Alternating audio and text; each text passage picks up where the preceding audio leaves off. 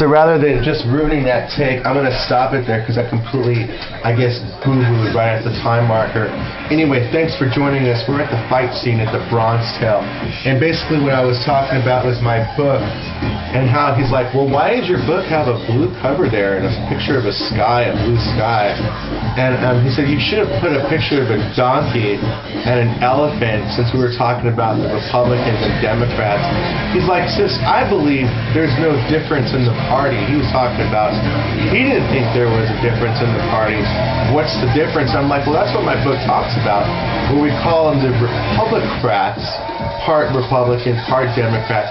Nothing worse than a Democrat than a Republican posing as a Democrat. Horrible. Anyway, he recommended for, if we're going to talk about politics on the next cover, put an elephant and a donkey if we're going to be talking about the Democrats.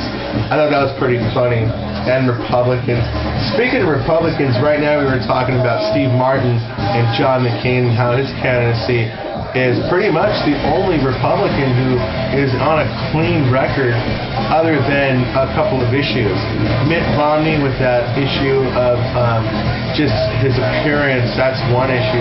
But then you have Rudolph Giuliani who completely ruined his campaign just by talking to Meet the Press for just a few minutes.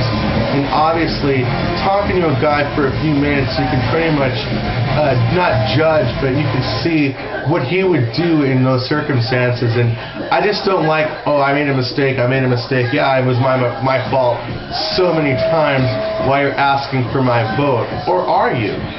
So that eliminated 4 candidates. We're talking about John McCain, and then we're talking about Mitt Romney. He's on his way down to Jerusalem, and then he's going to come back to talk to Meet the Press next week. That is take 4.